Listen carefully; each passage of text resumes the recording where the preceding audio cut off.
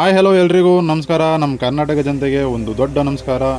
ನಾವಿವತ್ತು ಎಲ್ಲಿಗೆ ಬಂದಿದ್ದೀವಪ್ಪ ಅಂತಂದರೆ ಸುಮಾರು ಸಾವಿರಾರು ವರ್ಷಗಳ ಇತಿಹಾಸ ಇರುವಂತಹ ಒಂದು ದೇವಾಲಯಕ್ಕೆ ನಾವು ಬಂದಿದ್ದೀವಿ.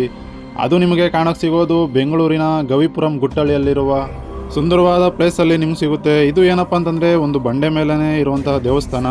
ಅದು ಯಾವುದಪ್ಪ ಅಂತಂದರೆ ಬಂಡೆ ಮಹಾಕಾಳಿ ದೇವಸ್ಥಾನ ಅಂತ ಕರೀತಾರೆ ಇದನ್ನು. ಈ ದೇವಸ್ಥಾನದ ಬಗ್ಗೆ ನಾವು ಸ್ವಲ್ಪ ಇತಿಹಾಸ ತಿಳ್ಕೊಳೋದಾದರೆ ಸುಮಾರು 1509ರಲ್ಲಿ ನಂಜಮ್ಮ ಅನ್ನೋರು ಅಲ್ಲಿಗೆ ಕುರಿ ಮೇಯ್ಸಕ್ಕೆ ಹೋಗ್ತಾರೆ ಈ ಪ್ಲೇಸ್ಗೆ. ಆ ಟೈಮಲ್ಲಿ ಒಂದು ಹೆಣ್ಣಿನ ಧ್ವನಿ ಕೇಳಿಸುತ್ತಂತೆ. ಆಗ ನಂಜಮ್ಮ ಏನು ಅನ್ಕೊತಾರೆ ಅಂದರೆ ನಾರ್ಮಲ್ ಪುಂಡು ಪೋಖರಿಗಳು ಯಾರೋ ಮಾಡ್ತಾ ಇದ್ದಾರೆ ಅಂದ್ಬಿಟ್ಟು ಸುಮ್ಮನೆ ಹೋಗ್ತಾರೆ. ಅದಾದಮೇಲೆ ಸುಮಾರು ಒಂದು ವಾರ ಕಳ್ಕೊಂಡು ಮತ್ತೆ ಅದೇ ಪ್ಲೇಸ್ಗೆ ಕುರಿ ಮೇಯ್ಸಕ್ಕೆ ಹೋದಾಗ ಮತ್ತೆ ಹೆಣ್ಣಿನ ಧ್ವನಿ ಕೇಳಿಸುತ್ತಂತೆ. ಆ ಟೈಮಲ್ಲಿ ನಾನು ಇಲ್ಲಿ ನಿಲ್ಲಿಸ್ತಾ ಇದ್ದೀನಿ, ನನಗೆ ಪೂಜಾ ವೈಗಾರಗಳು ನಡಿಬೇಕು ಅಂತ. ಸರಿ ಆಯಿತು ಅಂದ್ಬಿಟ್ಟು ಆ ಮ್ಯಾಟ್ರನ್ನ ಊರು ಗ್ರಾಮಸ್ಥರಿಗೆಲ್ಲ ತಿಳಿಸಿದಾದಮೇಲೆ ಗ್ರಾಮಸ್ಥರೆಲ್ಲ ಸೇರಿಕೊಂಡು ಇಲ್ಲಿ ದೇವಸ್ಥಾನನ ನಿರ್ಮಿಸಿದ್ದಾರೆ.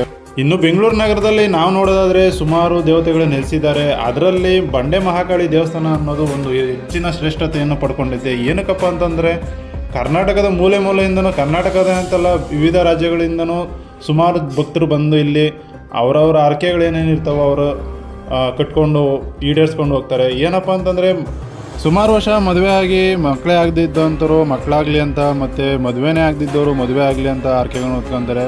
ಇದಾದಮೇಲೆ ಇನ್ನು ಭಕ್ತರು ಅವರವರ ಆರ್ಕೆಗಳನ್ನ ಏನೇನಿರ್ತಾವೋ ಬಂದು ಇಲ್ಲಿ ತಾಯಿ ಹತ್ರ ಬಂದು ಆರ್ಕೆ ಕಟ್ಕೊಳ್ತಾರೆ. ಇನ್ನು ಕೆಲವರು ತನಗಾಗಿರೋ ದೃಷ್ಟಿನ ಹೋಗ್ಲಾಡಿಸ್ಕೋಸ್ಕರ ನಿಂಬೆಹಣ್ಣು ತೊಗೊಂಡು ಅವರಷ್ಟು ಅವರೇ ನೀವುಳಿಸ್ಕೊಂಡು ತಾಯಿ ತ್ರಿಶೂಲಕ್ಕೆ ಚುಚ್ತಾರೆ, ಅಂದರೆ ಅವ್ರ ದೃಷ್ಟಿಯೆಲ್ಲ ಹೋಗಲಿ ಅಂತ. ಮತ್ತು ಇನ್ನು ಕೆಲವರು ಯಾವುದೇ ಕೆಡಕುಗಳಾಗಿರಲಿ ಏನೇ ಮಾಡಿಸಿರಲಿ ಅದೆಲ್ಲ ಬಂದೇ ಆಗಲಿ ಅಂದ್ಬಿಟ್ಟು ಬೀಗ ಹಾಕೋದ್ ಮುಖಾಂತರ ಆರ್ಕೆ ಕಟ್ಕೊಳ್ತಾರೆ. ಮತ್ತು ಇಲ್ಲಿ ನಿಮಗೆ ಸೇವಾ ಕೌಂಟ್ರ್ ಅಂತ ಸಿಗುತ್ತೆ. ಇದರಲ್ಲಿ ನೀವು ಏನು ತಾಯಿಗೆ ಏನು ಅರ್ಚನೆ ಮಾಡಿಸೋದಿರ್ಬೋದು, ಪ್ರತಿಯೊಂದು ಸೇವೆಗಳು ನಿಮಗೆ ಇಲ್ಲಿ ಸಿಗ್ತವೆ. ನೀವು ಯಾವ ಥರ ತಾಯಿಗೆ ಅರ್ಕೆ ಉಟ್ಕೊಂಡಿರ್ತೀರೋ ಅದನ್ನು ನೀವು ಬಂದು ಇಲ್ಲಿ ತಾಯಿಗೆ ತೀರಿಸ್ಕೊಂಡು ಹೋಗ್ಬೋದು. ಇನ್ನೂ ಏನಪ್ಪ ಅಂತ ನಾನು ಗಮನಿಸಿದ್ದಂದರೆ ಸುಮಾರು ಫೋಟೋಗಳಲ್ಲಿ ನೀವು ದೇವಸ್ಥಾನ ಒಳಗಡೆ ನೋಡೋಕ್ಕೆ ಸಿಗುತ್ತೆ. ಏನಪ್ಪ ಅಂತಂದರೆ ಸುಮಾರು ನಟರು, ಕನ್ನಡ ಚಿತ್ರರಂಗ ನಟರು ಇಲ್ಲಿ ಬಂದು ತಾಯಿಗೆ ಸೇವೆ ಸಲ್ಲಿಸ್ಬಿಟ್ಟು ಹೋಗ್ತಾರೆ.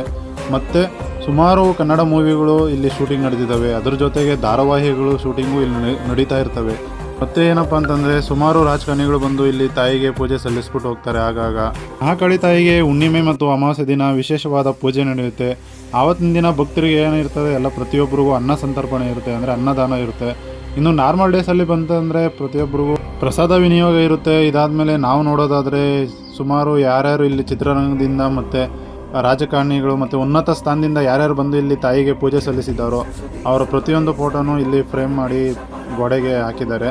ಮತ್ತು ಒಳಗಡೆ ನಾವು ನೋಡೋದಾದರೆ ಸುಮಾರು ದೇವತೆಗಳನ್ನ, ಚಿಕ್ಕ ಚಿಕ್ಕ ಗುಡಿಗಳನ್ನ ನಾವು ಇಲ್ಲಿ ನೋಡ್ಬೋದು. ಮತ್ತು ನಮಗೆ ಯಾರಾದರೂ ಕೆಟ್ಟದ್ದು ಮಾಡಿಸಿದ್ರೆ ಮತ್ತು ನಮಗೇನಾದರೂ ಕೆಟ್ಟದ್ದಾಗಿದ್ದರೆ ಅದನ್ನು ತಡೆ ಹೊಡೆಯೋ ಒಂದು ಶಕ್ತಿನೂ ಈ ತಾಯಿಗೆ ಇದೆ. ಅದಕ್ಕೋಸ್ಕರನೇ ಪ್ರತಿಯೊಬ್ಬರು ಹುಣ್ಣಿಮೆ ಮತ್ತು ಅಮಾವಾಸ್ಯೆ ದಿನ ಒಂದು ವಿಶೇಷವಾದ ಪೂಜೆ ದಿನ ಬಂದು ಎಲ್ಲರೂ ಇಲ್ಲಿ ತಡೆ ಓಡಿಸ್ಕೊಂಡು ಹೋಗ್ತಾರೆ. ನಾರ್ಮಲ್ ಡೇಸಲ್ಲೂ ತಡೆ ಓಡಿಸ್ಕೊಂಡು ಹೋಗ್ತಾರೆ. ಬಟ್ಟು ಆವತ್ತು ಅಮಾವಾಸ್ಯೆ ದಿನ ಏನಿರುತ್ತೆ ಅವತ್ತು ಒಂದು ತುಂಬ ವಿಶೇಷವಾದ ದಿನ ತಡೆ ಹೊಡೆಯೋದಕ್ಕೋಸ್ಕರ ಆವತ್ತು ಸಿಕ್ಕಾಪಟ್ಟೆ ಜನ ಬಂದು ಇಲ್ಲಿ ಭಕ್ತರುಗಳು ತಡೆ ಹೊಡೆಸ್ಕೊಂಡು ಹೋಗ್ತಾರೆ.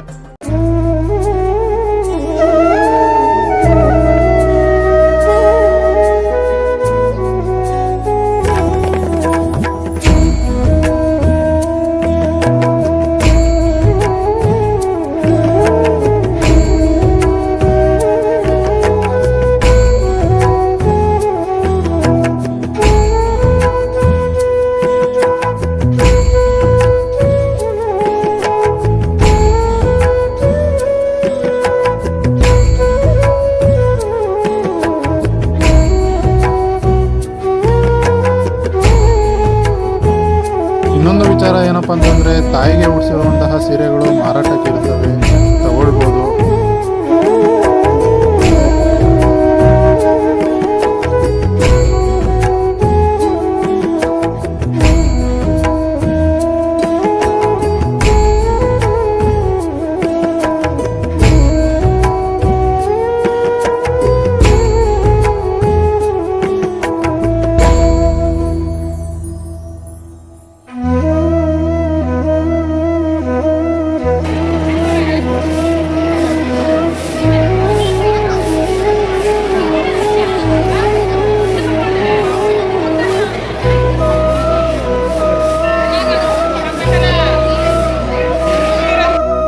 ಮತ್ತು ನಾವು ಗರ್ಭಗುಡಿ ಒಳಗಡೆ ಹೋಗಿ ತಾಯಿಗೆ ನಮಸ್ಕಾರ ಹಾಕೋ ಟೈಮಲ್ಲಿ ತಾಯಿಯ ತಲೆ ಮೇಲಿಂದ ನೀರು ಹಾಕ್ತಾರೆ ಒಳ್ಳೆಯದಾಗಲಿ ಅಂತ.